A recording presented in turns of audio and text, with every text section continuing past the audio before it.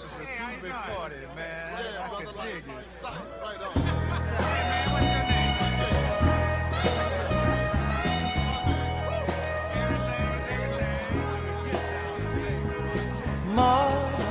name? Good morning and welcome to the Earl Ingram Show. As always, you can follow us at 855-752-4842. That's 855-752-4842. And I am more than thrilled to have as a guest this morning favorite senator, Senator Tammy Baldwin of Wisconsin. And before we get into this, Senator Baldwin, what was once a marathon is now a sprint.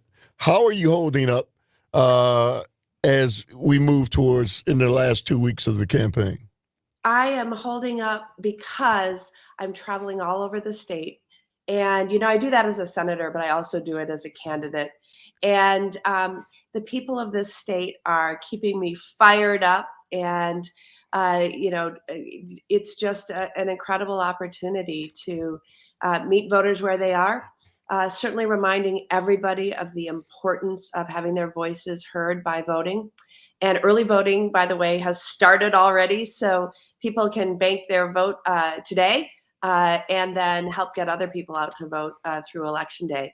But yeah, people of the state are inspiring me. It was so good to see you the other day. I guess I wanted to make sure that I wore my woke hat this morning to make people aware that I'm very much woke as it relates to what's happening with you and your campaign. Let me begin by talking about immigration. Your opponent seems to think that the way to solve immigration is to shut down the border. Is it that simple? Well, it's not that simple. And this is an issue where we had strong solutions within reach of bipartisan agreement in the Congress early this year. And let me just tell you a couple components of the bill we put together. But this was a bipartisan effort. And the one provision was adding 1,500 Border Patrol agents. That's something the U.S. Border Patrol has been asking for, and they, in fact, endorsed the bill to increase the manpower on the southern border. But the other that's so important as we struggle with the fentanyl epidemic and opioid epidemic generally is this bill included the deployment of sophisticated technology that allows us to screen every vehicle that comes through our southern port of entries. And this is particularly important because right now they kind of either randomly pick vehicles for manual inspection, or they, some vehicle that's suspicious, they'll take it. But that only gets us a small fraction of the ability to interdict the fentanyl that's coming in through our southern border. And fentanyl is killing thousands, tens of thousands across the United States. So this is something very serious. So had we passed that bill in the spring, as was intended, we would already have those Border Patrol agents. We would already have this technology being deployed. But you may recall that Donald Trump basically told the Republicans in the Senate and in the House, vote against this because I want an issue to run on. I don't want a solution. And my opponent just joined into that chorus. And, you heard during our debate, he said, no, I wouldn't have voted for that bill. And that's exactly what we need to do. We need to come together. A lot of folks have criticized the administration. I certainly think the administration could have done more. However, every time the administration acts with some sort of executive order, the day after they're in court trying to defend that the executive had the authority to do what the executive did. And so really it screams for congressional action. And it was so angering, so frustrating that the Republicans blocked this very strong bipartisan border deal that we had reached this past spring. Senator Baldwin, you just said something that I don't think many Americans know anything about. And you talked about most of the fentanyl is coming in through cars coming across the border. We're led to believe, if we listen to Republicans, that it's immigrants who are carrying fentanyl across the border themselves. That tells me if vehicles are coming across, many of those vehicles are being driven by American citizens. Certainly that is the case. And they have seen that as when you talk to the law enforcement at the border, they're seeing that as a growing trend. American citizens being, cooperating with the Mexican drug cartel and bringing them in. And it's really important that we understand, frankly, the supply chain for fentanyl. If we're going to do a better job of interdicting it and bringing an end to this scourge that's killing way too many Americans, way too many Wisconsinites. But it's Chinese companies that make the precursor chemicals that ultimately make the synthetic opioid fentanyl. And so we have to look at sanctioning those companies that make the precursor chemicals, watching how they get those precursor chemicals into Mexico. So working with the Mexican government to better secure their ports of entry, whether those be maritime ports, air, flying things in, or however they're getting them there. And then the Mexican drug cartel, of course, is making these fake pills, these illegal pills. They look like they might be Percocet or Adderall, but they're mixed with fentanyl, and one pill can kill. I like to repeat that because I think a lot of people don't understand. And then, if we're taking an all hands on deck approach, and I know I'm pivoting a little bit from the border, but we also need to do much more prevention in the United States, reminding people that one pill can kill, and then getting the overdose reversal drug, Narcan and naloxone, deployed throughout our communities, in college dormitories, in places where you would see a defibrillator or a fire extinguisher. We should also have Narcan, because all of those things save people's lives. But I do get a little bit away from the border. I do want to say that, people say, aren't they being snuck in, away from the regular ports of entry? And yes, some of the fentanyl does come in those ways. But our Border Patrol tells us that about 90% of the illicit fentanyl comes right through our ports of entry. And so if they are more secure, we will have less fentanyl because we'll be able to interdict it. So your opponent says inflation is because you guys, Democrats, are spending too much money. You say what to that? Well, first of all, certainly inflation happened because our supply chains got all screwed up in the pandemic. And, first thing I ever learned in economics class was the law of supply and demand. If you have a very short supply but a huge demand, the price goes up. There's like a bidding war. And I think about all the things that became in short supply during the pandemic. Toilet paper, right? We all need it. We were all trying to get it. And the price shot up. And that happened with so many things during the pandemic. But what I want to say to my opponent about spending, he talks a good game, but when it comes down to it, he supports spending $4 trillion on new tax cuts for the very wealthy like himself and big corporations. I consider it like the Trump tax cuts 2.0, $4 trillion. He's for spending, just not for you. And then how would he justify that? With drastic cuts to other programs that we rely on, including Medicare and Social Security. And he doesn't like it when I say that, but he has just endorsed a plan that would reset spending to levels of the last decade. And then if you look at what we were spending on Social Security and Medicare back then compared to what we're spending now, it's on average about a $6,000 cut for somebody who's relying on Social Security. And he's trying to run away from that. But that's the plan he has unfolded. And we got to be very aware that he is for spending, just not for you. So I want to hurry up and try to get this last one in, Yes. Because you've got a very busy schedule. But he now believes in abortion, that women have a right early on to choose. Is that something that's new? I mean, it's not what he's always believed in. Well, clearly back in 2012, when he last ran for US Senate, he said he was 100% opposed to abortion rights. And yes, he has announced some new positions, but nonetheless, he still supports the Dobbs decision, which overturned Roe v. Wade. And what does that mean for Wisconsin? It means that a law passed in 1849, widely viewed as a criminal abortion ban, is the law of the land in our state. Now, since the Dobbs decision came down, there have now been services resumed in 3 counties in the state of Wisconsin.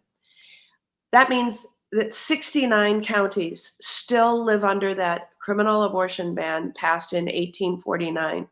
And Eric Hovde owns that. If he agrees with the Dobbs decision, no matter what he thinks we might do, right now, there are no services available. Your rights and freedoms depend on the zip code and the state that you live in. And that should never be the case. Our rights and freedoms are fundamental, and they should be, you should have them wherever you live.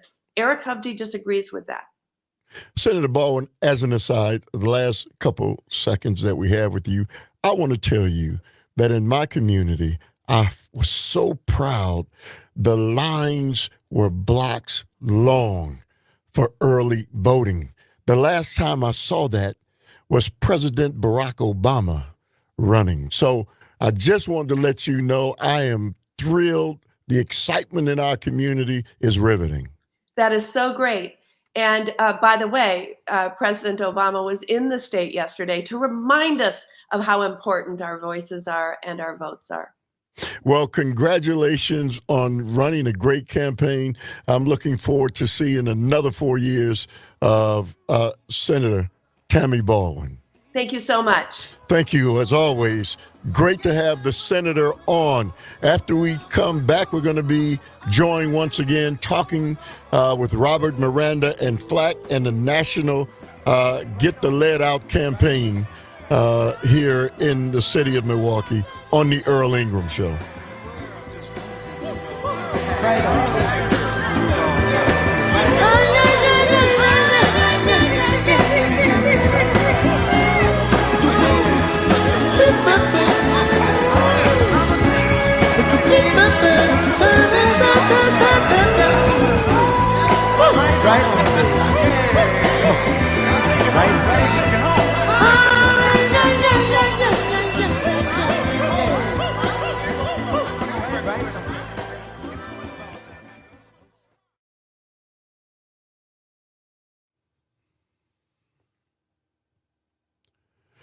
Good morning. Hello. Good morning. Good morning. How are you doing, Mr. Schwartz? Very good. Just on mute, listening to Senator Baldwin. Yeah, I guess let's see. Hey, Calvin, Robert said he didn't get the link. Oh, dear. I got it. Let me just send it to him again. Okay, so Paul's going to send it to him. This is the one he gave me. Maybe we got a letter. But anyway, we'll be able to do it with Paul and Yana. What is your last name? Lambrinidu. Lambrinidu. Perfect. All right. It's a pleasure to have you on. Very nice to be on. Thank you so much for having me. Yeah, we're going to be doing this every Wednesday now. So it's the election time and we've got a United States Senator. It's the only reason you guys are usurped. I just emailed Robert the link. All right. Thank you, guys. We're getting ready to go on right now.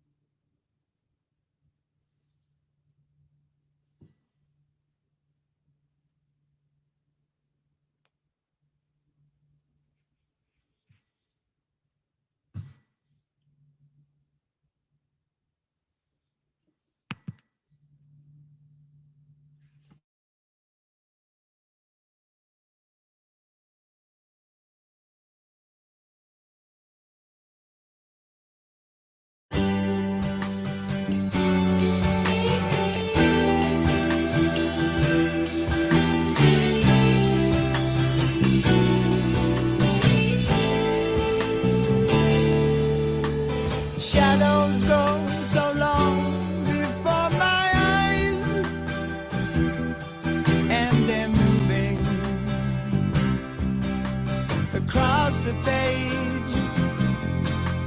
Suddenly the day turns into night. Far away from the city. All right, welcome back to the Earl Ingram Show. As always, you can join us at 855-752-4842. That's 855-752-4842. And as promised, it is Wednesday. And as we promise every Wednesday from now until we can get some resolution, we're going to be talking about what is a national issue, and that's lead in the water. And once again, my good friend Robert Miranda from Fresh Water for Life, FLAC, and Mr. Paul Swartz, who is the co-founder and Campaign for Lead-Free Water, and Miss Yana Lambrinidou, who is for Campaign for Lead-Free Water. Good morning to all of you. Sorry about, being late, but we had the senator. Robert, good morning to you, man. You want to get started? Good morning, Earl. And good morning, Paul and Yana. Good to see you guys. Morning. And we wanted to today focus again on what we brought up last week in regards to the safety 7 net. different, yeah. Right. And today, one of the areas we're going to focus on is talk a little bit about filtration. Paul and Dr. Yana Lambrinidou have for many years been part of this effort. But we want to address that as one of the recommendations of the EPA. And it's important that as we move forward with the removal of laterals and dealing with this issue, it's important for the public to get the best information that they can on the filtrations that are needed in order to protect their family's health from the scourge of lead in the water, especially now that a lot of these pipes are going to be disturbed and there's going to be a lot of lead contamination in the water. And so, even though the health departments in the city and all will be providing areas of information for them, it should be very, very important for us to make sure that we get as much information out there as possible. And so I'm hoping that we can get that information across to folks today. So, Robert, you talk about the pipes being disturbed. Elaborate. It has been shown, and actually the EPA did do a study on this. I think it was released around back in 2014 or so, in regards to pipes that are being removed, the laterals being removed from the homes. Whenever these laterals are being removed, they're being removed from water mains. And what's happening is that the vibrations of those mains cause other laterals in the area to be disturbed, releasing already loosened flakes, particles in those pipes into the water. And there have been numerous incidences like that happening around the country. There was one incident in Antioch, Illinois, back in the early 2000s, late 2000s, I forget what year, where there was an increase of lead in that water system over there. And they were trying to figure out how that was done. And they found out that just removing the pipes from the sewer systems that they were replacing over there caused lead to increase in Antioch, Illinois. And so the EPA found that out doing their studies as well in regards to what was going on in Flint. And actually, Milwaukee did its own little kind of study a couple of years back, around 2015, 2016, where it showed that disturbances that occur when pipes are being jostled, or, for example, water main breaks. when these water mains are being fixed. The vibrations, the disturbances do release particulate lead into the water systems. So, to protect the public from this action, one of the things that needs to be done is to ensure that the public use the proper filtration systems so that they can protect the health of their family.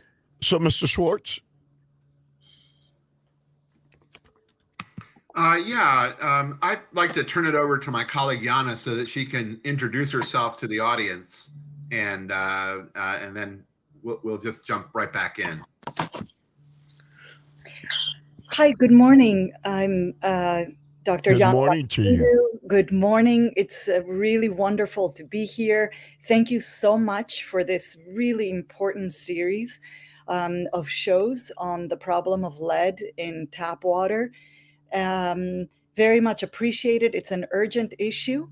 And the reason why I believe this series that you are hosting right now is so important and unprecedented is because the problem of lead in drinking water is widespread. It is very common across most of our communities across the country.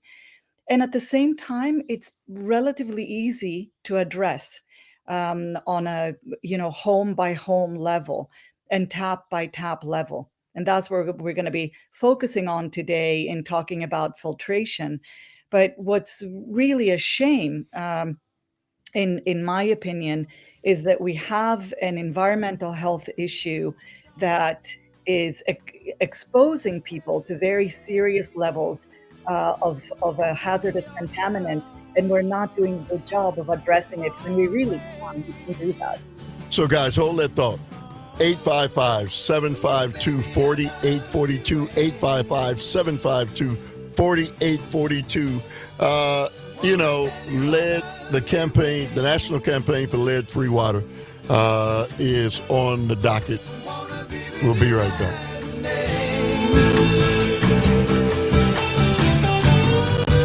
Ooh, baby, I love you.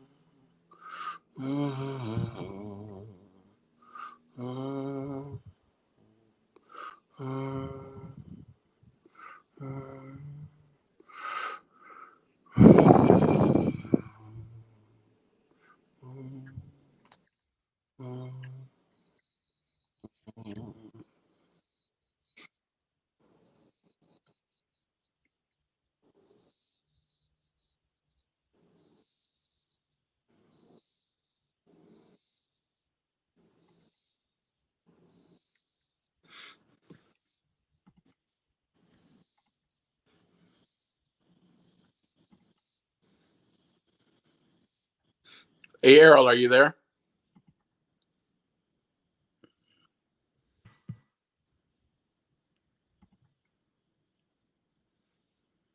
Robert, I'm here. Oh, hey, Paul. I just was wondering. I don't see Earl or Calvin either. Okay. I just figured we could go ahead and just get right into the filters discussion right as we come back on then. Okay.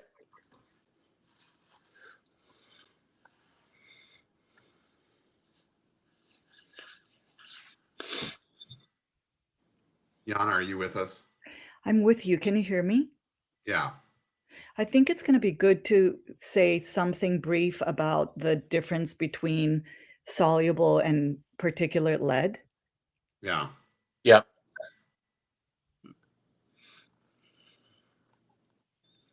you want to take that on? Sure. Yeah, go ahead and get us started, Yana, once we get back on. Okay, perfect.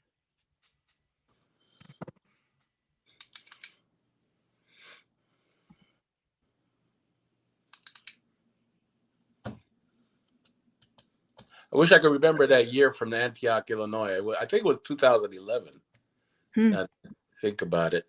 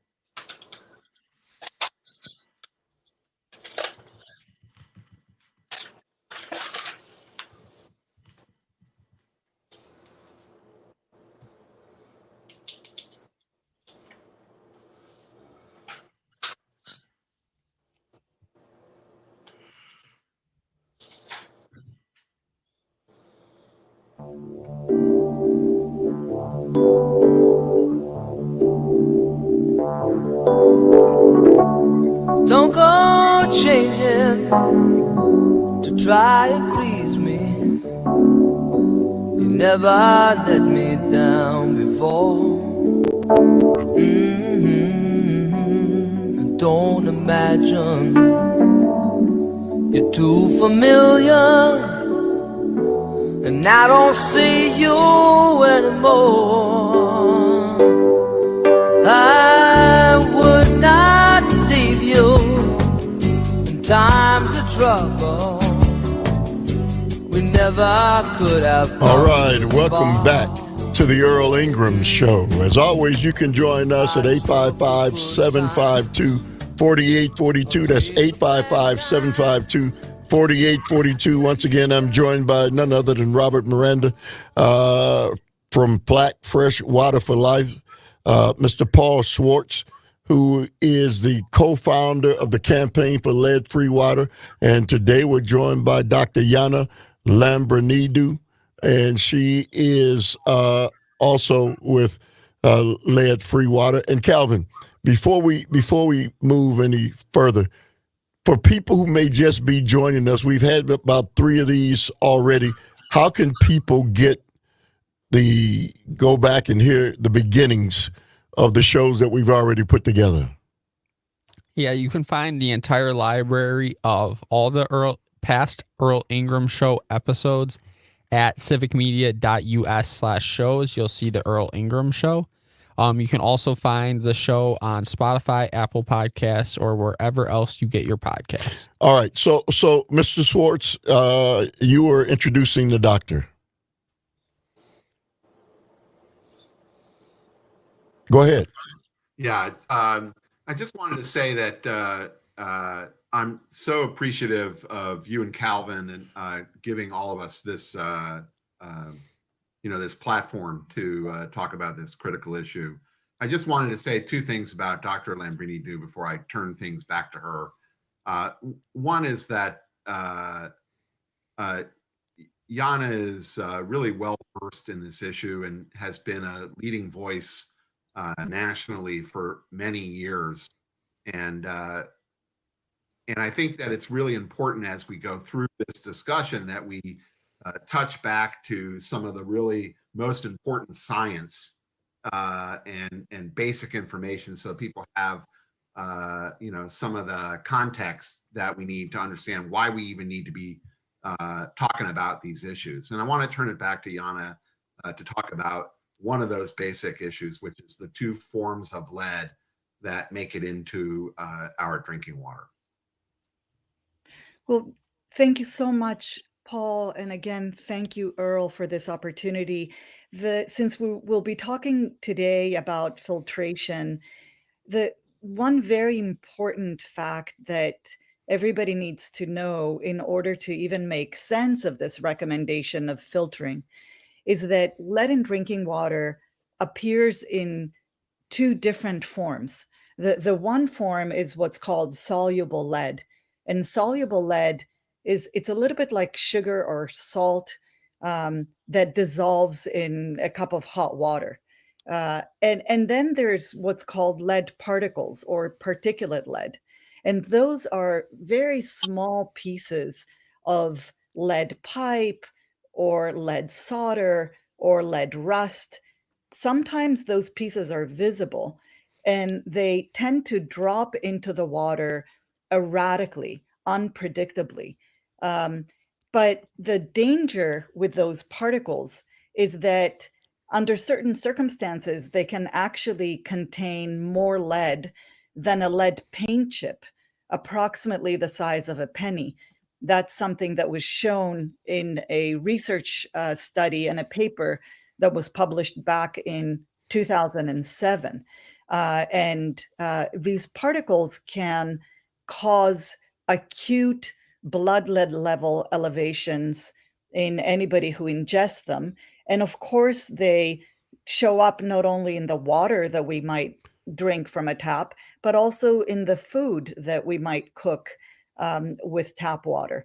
And that's very important. So when we talk about filtration and ways to protect oneself, we really want to be looking at interventions that remove both the soluble lead from our taps, but also these particles that can expose us to extremely high levels of lead. You guys were able to convince the government after all of this time of the inherent dangers of this, apparently, because here it is, President Biden has put, all of these resources finally into addressing this issue with the leaded pipes. How difficult a proposition was it to get the federal government to buy into what you're talking about?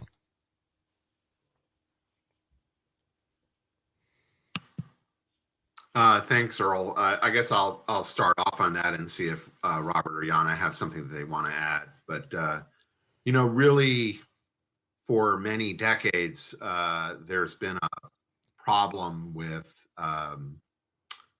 lead pipes coming from the main or the pipes in our streets in our neighborhoods to buildings, and a lot of them are made of 100% lead, or they're what are called galvanized pipes, or in some instances there's just parts of a pipe that are lead in the ground in a number of communities, sometimes known as goose tails or pig necks.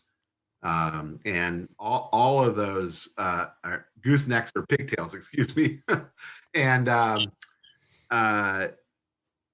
what's been going on is a real slow walking of dealing with those problems. But EPA's focus has been to just when our water utilities test for lead in water and have a result that at the highest levels of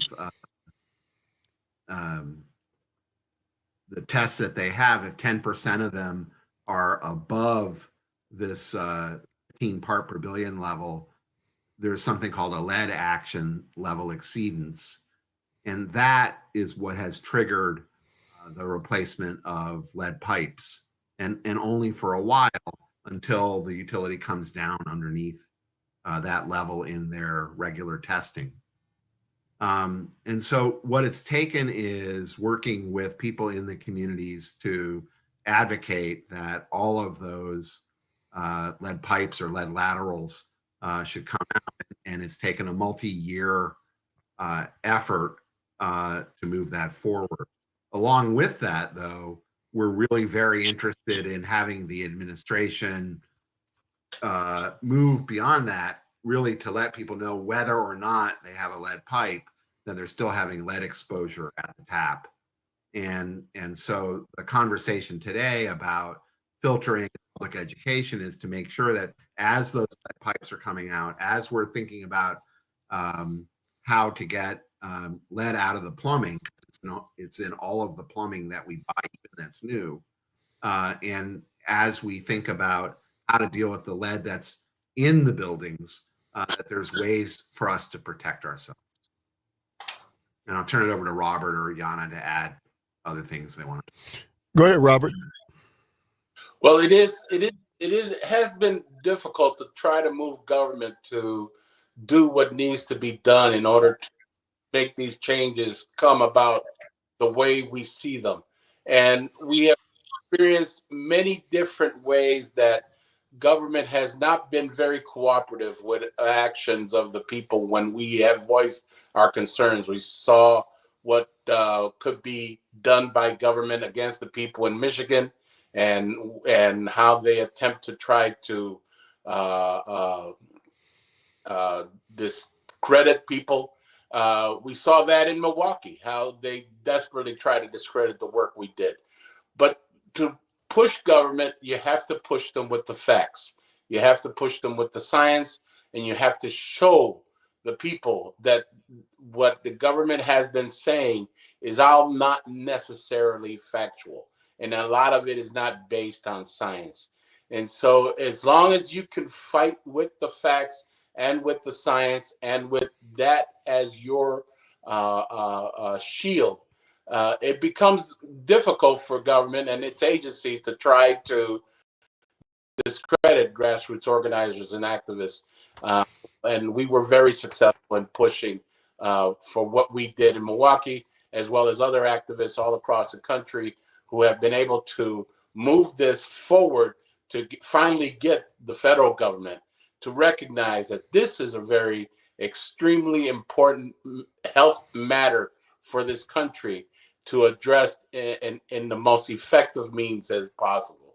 So, Robert, you and Paul on the last show were talking about the 7 different ways, or is it solutions? I forgot the terminology you use.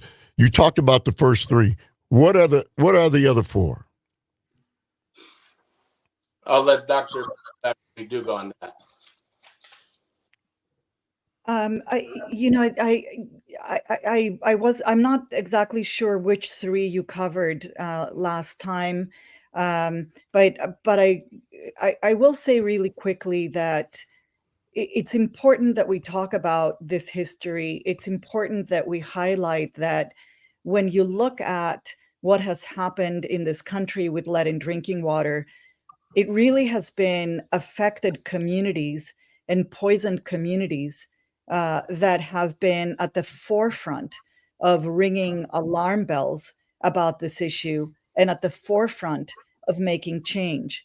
About 20 plus years ago, when Washington, D.C. experienced the nation's worst lead in water contamination crisis that we've seen to date, and that crisis was exposed 2.5 years later.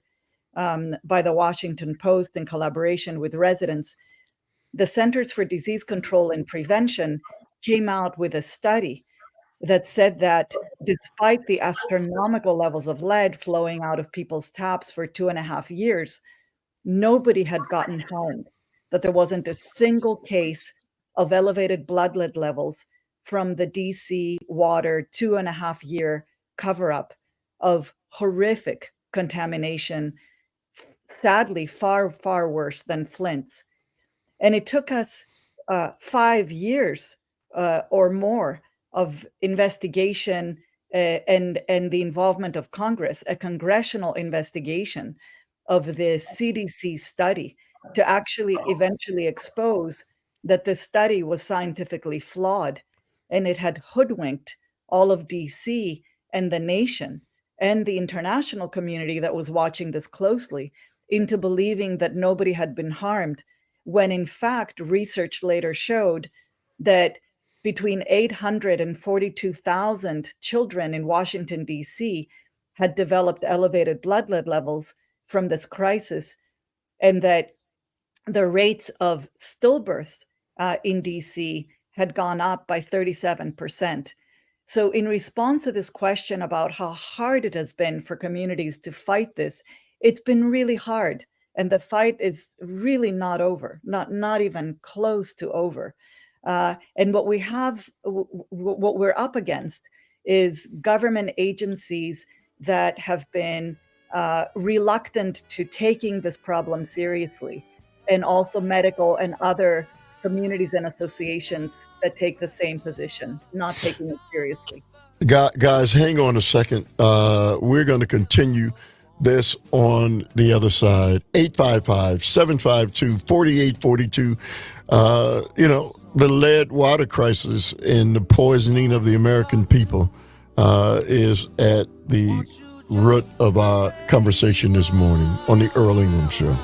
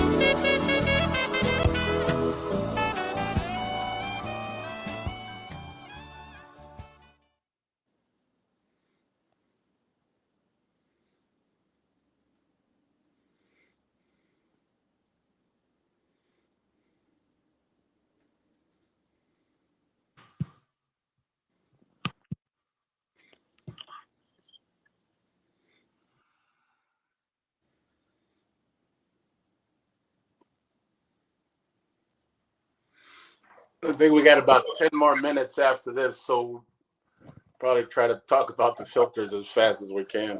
Yeah, I think let's just talk about, so the 7 interventions, I don't know which ones you covered. The one is have your water tested.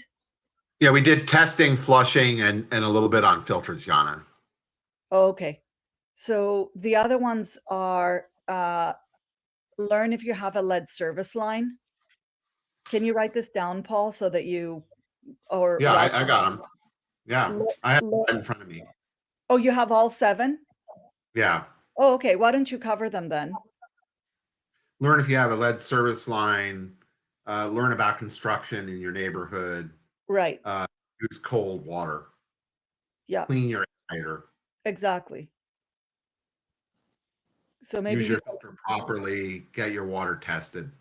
Yeah. So maybe you can lead with that. Use your filter properly, you mean? All 7. Maybe you can go over all, just mention all 7. Robert did that in the first show. I think Earl is asking again for what all the 7 are so that people can hear them again. Got it. Yeah, Yana's right. I think he is. Okay. And I just got a text. from Earl. He just said that the owners of the station want to know if we want to be part of a podcast that they would support it. Great. So they want to do a podcast. Interesting. Okay. I'll get more details and let everybody know.